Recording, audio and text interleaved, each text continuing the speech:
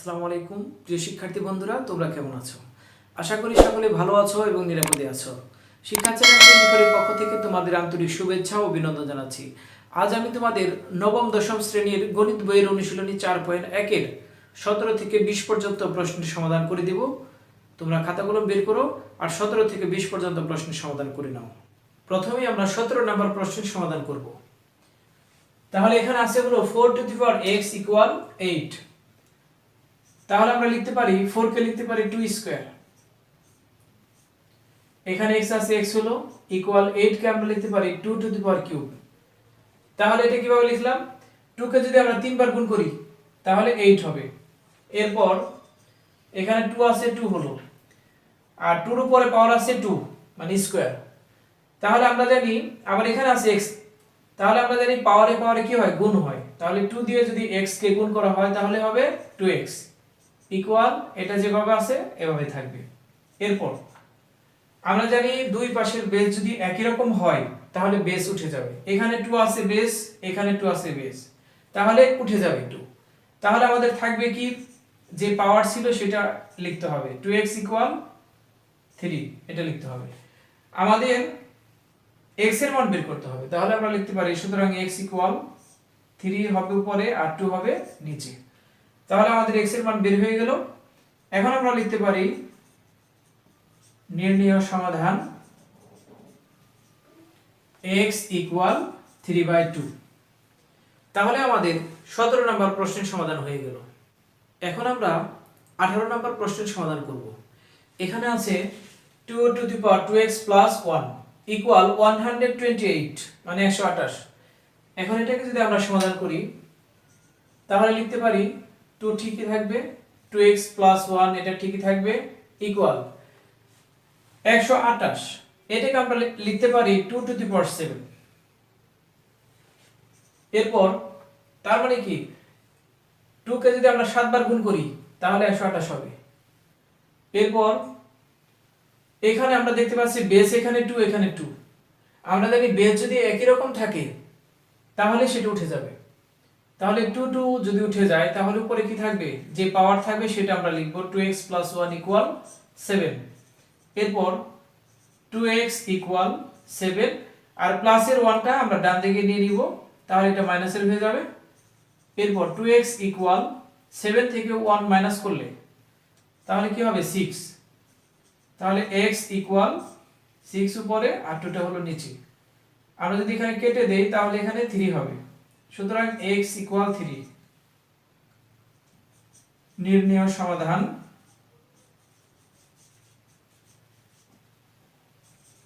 x equal 3। তাহলে আমাদের 18 নম্বর প্রশ্নের সমাধান হয়ে গেল। এখন আমরা 19 নম্বর প্রশ্নের সমাধান করব। প্রথমে এটা দেওয়া আছে, এখন আমরা লিখতে পারি এখানে 3 আছে, 3 হলো, আর শুধু রুট যদি থাকে তাহলে এটার জন্য আমরা লিখতে পারি হাফ। এখানে পাওয়ার আছে x প্লাস 1 এটা ঠিকই থাকবে ইকুয়াল, এখানে 3 আছে 3 লেখা হলো, আর এই রুটের মধ্যে যদি এখানে 3 থাকে তাহলে আমাদের লিখতে হবে 1/3। এখানে যদি 4 থাকে 1/4 লিখতে হয়। আর যদি এখানে কিছুই না থাকে তাহলে আমরা কি লিখব? হাফ লিখব। আর এখানে পাওয়ার থাকে 2x - 1। এখানে 3 আছে 3 লেখা হলো, তাহলে 3 এর উপরে পাওয়ার হলো হাফ, আবার তার উপরে হলো x প্লাস 1। আমরা জানি পাওয়ারে পাওয়ারে কি হয়? গুণ হয়। তাহলে হাফের সাথে যদি x প্লাস 1 গুণ করা হয় তাহলে হবে x প্লাস 1 উপরে হবে আর 2 হবে নিচে ইকুয়াল, এখানে 3 হলো, এখানেও যে পাওয়ার আছে এখানে 1/3 এর সাথে 2x - 1 গুণ করতে হবে, কারণ পাওয়ারে পাওয়ারে গুণ হয়। তাহলে আমরা যদি লিখি তাহলে 2x - 1 উপরে হবে আর 3 হবে নিচে। এখানে আমরা দেখতে পাচ্ছি এখানে 3 এখানে 3 বেস একই রকম আছে। আমরা জানি যে বেস যদি একই রকম থাকে তাহলে সেটা উঠে যাবে। তাহলে এখানে কি থাকবে? x প্লাস 1 নিচে হলো 2 ইকুয়াল 2x - 1 নিচে 3। এরপর আমরা যে কাজটা করব বজ্র গুণন করব, 2 দিয়ে এটাকে গুণ করব, আবার 3 দিয়ে এটাকে গুণ করব। তাহলে 2 দিয়ে 2x কে যদি আমরা গুণ করি 4x, এখানে মাইনাস মাইনাস, 2 দিয়ে 1 কে গুণ করলে 2 হবে, ইকুয়াল 3 দিয়ে x কে যদি আমরা গুণ করি 3x, এখানে প্লাস প্লাস, 3 দিয়ে 1 কে গুণ করলে 3 হবে। এখানে আমরা লিখতে পারি বজ্র গুণন করে, এই কথাটা আমরা লিখে দিতে পারি। এরপর আমাদের x এর মান দরকার, তাহলে x যেগুলো আছে, যেগুলোর মধ্যে x আছে সেগুলো আমরা আগে লিখব, 4x, আর এখানে 3x হলো প্লাসের আছে, তাহলে এদিকে আনলে মাইনাসের হবে, বাম দিকে আনা হলে মাইনাসের। এরপর এখানে 3 হলো, আর ইকুয়ালের বাম দিকে মাইনাসের 2 আছে, আমরা যদি ডান দিকে নেই তাহলে কি হবে, প্লাসের। এরপর 4x থেকে 3x বাদ দিলে x থাকে, ইকুয়াল 3 প্লাস 2 5। তাহলে আমাদের x এর মান বের হয়ে গেল। তাহলে আমাদের নির্ণয় সমাধান x ইকুয়াল 5। তাহলে আমাদের 19 নম্বর প্রশ্নের সমাধান হয়ে গেল। এখন আমরা 20 নম্বর প্রশ্নের সমাধান করব। তাহলে এখানে আছে 2 to the power x plus 2 to the power 1 minus x equal 3। আমরা লিখতে পারি 2 to the power x plus, এখানে যেরকম আছে একটা সূত্র আমরা জানি a to the power m minus n, এখানে মাইনাস আছে, এরকম মাইনাস যদি থাকে তাহলে আমরা ভাগ অবস্থায় লিখতে পারি a to the power m, আর নিচে হলো a to the power n। তাহলে এই সূত্র অনুযায়ী আমরা এটা লিখব, এখানে মাইনাস ছিল ভাগ অবস্থায় লিখছি, তাহলে এখানে মাইনাস আছে, এটাকে আমরা ভাগ অবস্থায় লিখব 2 টু দি পাওয়ার 1, আর নিচে হলো 2 টু দি পাওয়ার x, এইভাবে আমরা লিখতে পারি, ইকুয়াল 3। এরপর এখানে 2 to the power x, 2 to the power x, তাহলে এটাকে আমরা p ধরে নিতে পারি, তাহলে 2 টু দি পাওয়ার x এর পরিবর্তে p লেখা হলো প্লাস, উপরে 2 আছে 2 থাকবে, আর নিচে 2 টু দি পাওয়ার x, এটার পরিবর্তে আমরা p লিখতে পারি, ইকুয়াল 3। এখানে আমরা লিখতে পারি, ধরি 2 to the power x equal p, তাহলে 2 টু দি পাওয়ার x এর পরিবর্তে p লিখছি, 2 টু দি পাওয়ার x এর পরিবর্তে p লিখছি, তাহলে এটা আমরা ধরে নিছি বা মনে করে নিছি।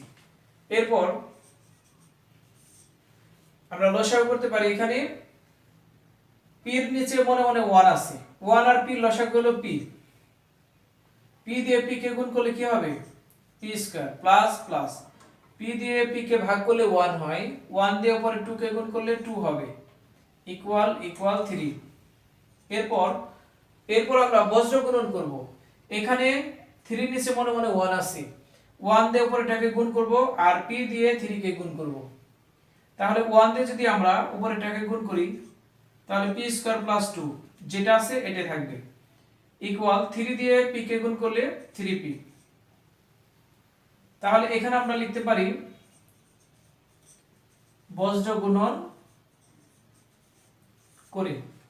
এরপর p স্কয়ার হলো, আর ডান দিকে প্লাসের 3p আছে, আমরা যদি সবগুলোকে বাম দিকে আনি মানে 3p আনা হলো, আর এখানে প্লাসের 2, আর ডান দিকে কিছুই থাকে না মানে 0।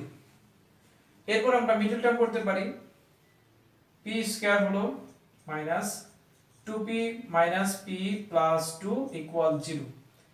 তাহলে এখানে 3p আমাদের যদি বানাতে হয় তাহলে মাইনাসের 2p আর মাইনাসের p, তাহলে মাইনাসের 3p হয়, আর প্লাসের 2 ইকুয়াল 0, এভাবে আমরা লিখতে পারি। এরপর p আমরা কমন নিতে পারি, p যদি আমরা কমন নিই এখানে কি থাকবে, p থাকবে মাইনাস মাইনাস, এখানে থাকবে 2 মাইনাস মাইনাস, এখানে p আছে এখানে p নেই, p আমরা কমন নিতে পারি না, এখানে 2 আছে এখানে 2 নেই, 2 আমরা কমন নিতে পারি না। কিছু যদি আমরা কমন না নিতে পারি তাহলে আমরা 1 কমন নিব, 1 কমন নিলাম, তাহলে এখানে কি থাকবে, p থাকবে মাইনাস প্লাসে মাইনাস, এখানে থাকবে 2 ইকুয়াল 0। এরপর p minus 2, p minus 2 p minus 2 দুইটা থেকে একটা হলো, এরপর p মাইনাস 1 থাকে, p মাইনাস 1 ইকুয়াল 0। এরপর আমরা লিখতে পারি, আমরা এই পাশে লিখতে পারি, এই পাশে মুছিয়ে লিখতে পারি